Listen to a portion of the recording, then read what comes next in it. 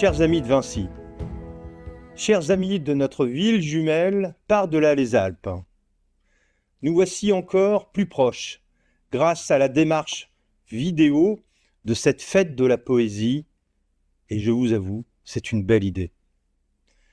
Toujours l'art, la création, la culture, les efforts ensemble, nous montrons ce chemin qui, celui d'une humanité qui ose, celui du trait d'union entre les peuples, du trait d'union entre les pays, entre toutes celles et tous ceux qui ont envie d'apprendre, envie de savoir, envie de découvrir l'autre et les autres. Léonard de Vinci, qui unit nos villes depuis tant de siècles, était un génie, un créateur, un artiste, un artisan à sa manière. Lui aussi a tracé la voie. Que son génie puisse continuer de nous inspirer toujours davantage. À travers lui, Vinci et partout à Amboise. Il y a chez nous un peu de charme de l'Italie, à travers les monuments, l'architecture, un peu de la douceur toscane dans notre Touraine aussi. Gardons vives ces amitiés entre villes, entre pays, entre peuples. Je vous adresse ce vœu et celui de continuer à renforcer une Europe du concret, une Europe du quotidien. Merci beaucoup. Un saluto ai cittadini e alle cittadine di Amboise. Per me è veramente un onore salutarvi con questa iniziativa che lega ancora di più le nostre città. Il nostro gemellaggio, nato tanti anni fa, oggi raggiunge un momento importante, che è un momento in cui si valorizza la cultura, perché la festa della poesia nelle nostre città ci permette di avvicinarci ancora di più con uno strumento che è importantissimo, che permette di comunicare le nostre emozioni e che permette di descrivere anche le nostre città. E questo è importante perché noi dobbiamo costruire ponti, abbattere muri, soprattutto in un momento storico come questo, in cui c'è bisogno di rafforzare la nostra idea di Europa. E noi lo facciamo pensando anche alla figura che ci unisce, Leonardo da Vinci, il genio universale, che in qualche maniera è riuscito a anticipare anche il futuro. E allora noi tutti insieme dovremo anticipare il futuro pensando all'Unione e pensando soprattutto alle nostre città e a delle politiche di pace per la nostra Europa.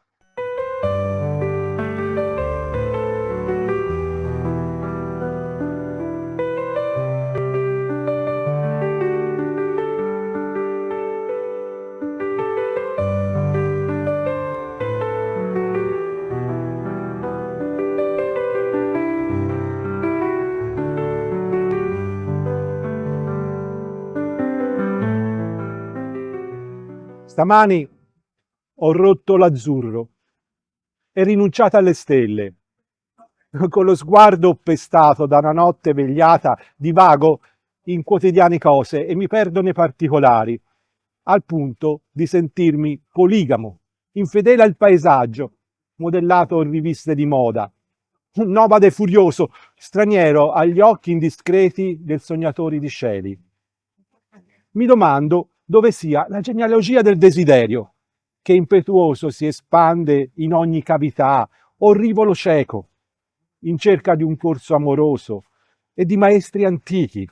Macera sogni come erbe selvatiche e ideali nostrani, come i salci trascinati e putrefatti nelle gore sparse di vecchi mulini diroccati.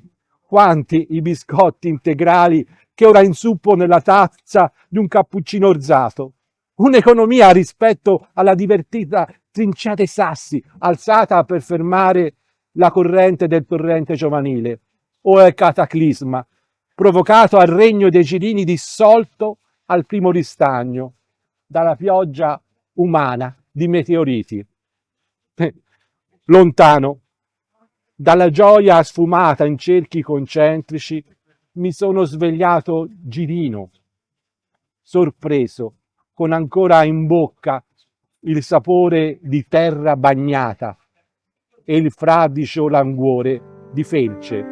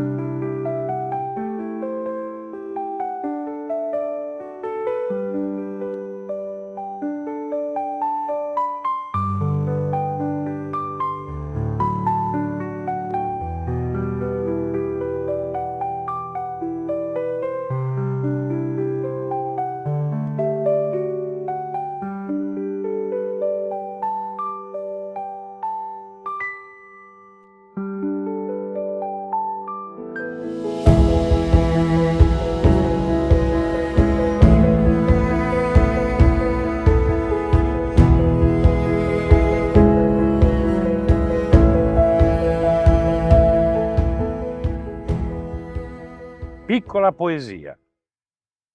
Hai ragione, amico mio. Alla veglia dei poeti non posso proprio mancar io.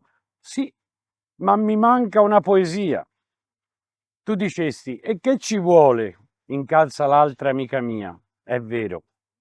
Basta mettere un'idea in un vascello di parole e fargli far la sua odissea. Nel viaggio trova maghe sotto forma di ricordi e sembianze spesso vaghe che può prender per sirene e che la invitano col canto a strappar le sue catene.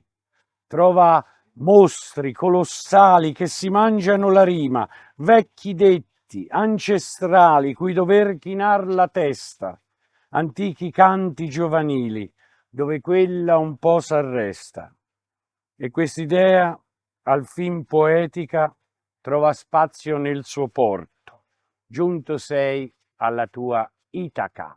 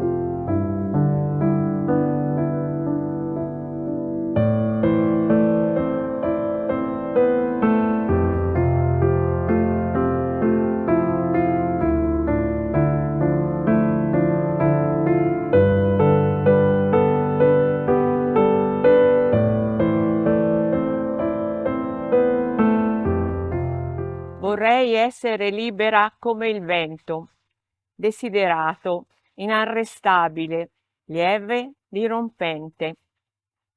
Libera come il vento di primavera che si gingilla con i fiori del gliscine per spandere intorno l'antico profumo. Come il vento d'estate che solletica le foglie fruscianti per comporre nell'aria un'indicibile sinfonia. Come il vento d'autunno che arruffa le nuvole impacciate per lavare la terra con nettare immortale. Come il vento d'inverno che inghiotte tutti i rumori per far sentire solo il suo respiro. Ora che la vita mette premura, mi sento imbrigliata a una catena, ma non c'è tempo per coccolare i sogni. Affiderò al vento un cesto leggero di soffioni per spargere sul mondo alla deriva tanti impalpabili semi di libertà.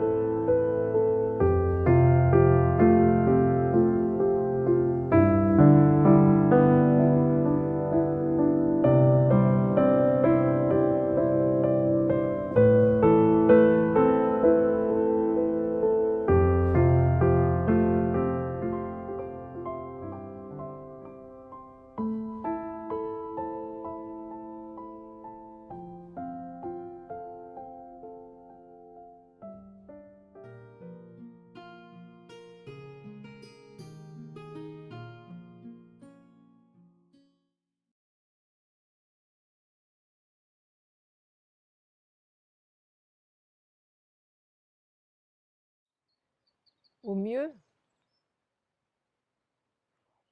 on veille aux doux amers de ce qui passe en nos saisons caduques, de ce qui réfléchit nos mutations et qui parfois, à contretemps, se combine au petit bruit de la mémoire et nous épargne un temps. Tout ce fond de pierre, de pétales, de cordons ombilicales, de cris, de baisers. N'en ferons-nous jusqu'à la dernière pelletée qu'un champ de ruines, sans célébration?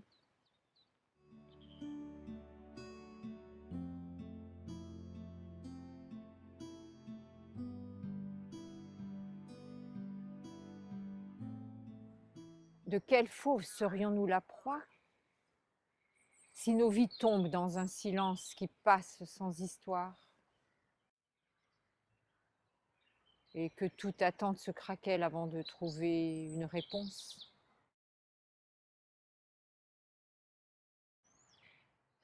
Comment peut-on encore aimer ce monde qui tout épuise toujours, qui porte vie puis mort, toujours ivre de vanité et de cicatrices, toujours, si ce n'est en s'enlaçant, en filigrane, et dans la vie et dans la mort, à ce qui se lève encore. Serre-moi tout contre toi, monte ma garde. Je suis presque incendiée parfois et trop près du silence. Est-ce là que la pluie fait pousser le désir d'un baiser? Donner tout dans un baiser. Et si chaque chimère de salive par les lèvres du temps est un adieu? Oh mon amour, je veux croire que pour l'âme qui résiste, la parole donnée annule le déclin du jour.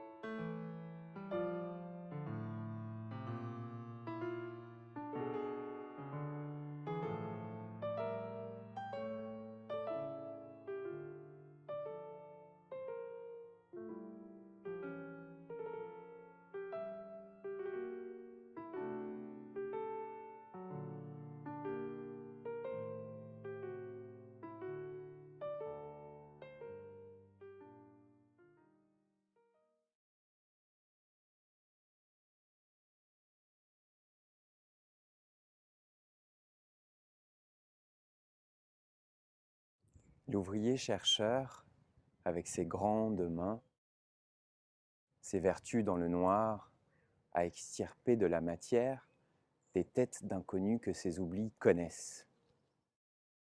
Elles se manifestent dans la fioriture du jour, ainsi révélée par cette obsession du geste écrasant la mécanique impersonnelle et uniforme du monde qui s'épanche. Ce geste répété laisse une empreinte incontrôlable, donnant toute sa place à l'étonnement simple de l'inattendu, issu du contact de la chair des matières. Les vagues contours, parfois nets, de ces figures nous interrogent. Où est notre ombre? L'ouvrier chercheur, lui, vit avec et consent à la faire exister, non pour qu'elle se répande, mais pour qu'elle soit contenue. Il aime faire, d'abord et avant tout. Ce qui l'anime, c'est la joie du mouvement, et dans son labeur, il éprouve parfois cette pétulance qui éclate au détour d'une répétition. Il brave ses humeurs sombres en quête de cette autre figure qui flotte dans l'interstice de nos corps accidentés. Nous exposons nos visages si facilement aux fantômes de notre temps. Dans la masse de nos faciès siamois, il nous reste un espace d'anonymat. Avec ses mains nues et son visage absent, tous ses traits convergeant vers son regard, soutien de ses gestes, l'ouvrier chercheur assombrit nos têtes, ne les dénature pas, au contraire, il leur rend leur dignité. Ainsi, passés au noir, nous pouvons les voir. Le manque de traits familiers nous invite à discerner l'autre figure. Le manque de bouche nous rend la parole tâtonnante. Le manque de narines redonne au souffle un peu d'allant. Le manque d'iris aiguise notre vue trop encombrée. Mais toujours, parmi ces ombres éparpillées, de la frondaison d'un crâne scintille la vie de l'esprit.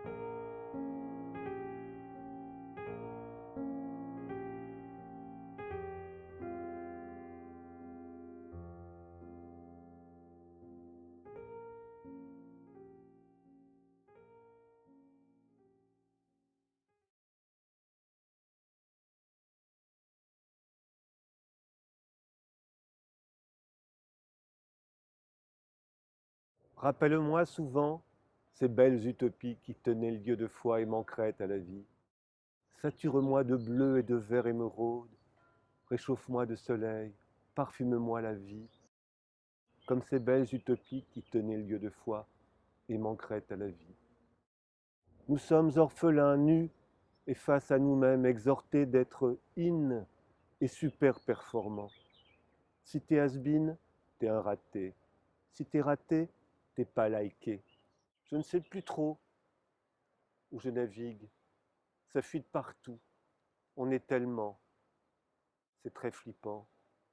Alors, je me tatoue le derme pour être unique. Une œuvre d'art, mieux qu'un code barre. Rappelle-moi souvent ces belles utopies. J'ai la mémoire fugace. Est-ce le temps qui s'en va? Fuirais-je le temps? Le temps me fuirait-il? Comme pour s'anesthésier et que les journées glissent, pour ne plus écouter, pour ne plus regarder, par peur du futur et honte du présent. Alors, pour espérer, j'en appelle à la grâce, à l'art, la poésie, celle qui te cloue le bec. Ultime harmonie, quand le temps en apnée n'est plus qu'un souffle, rien qu'un souffle, fulgurante beauté par d'autres partagée, émotion de cristal, pour m'ancrer à la vie, pour m'ancrer à la vie.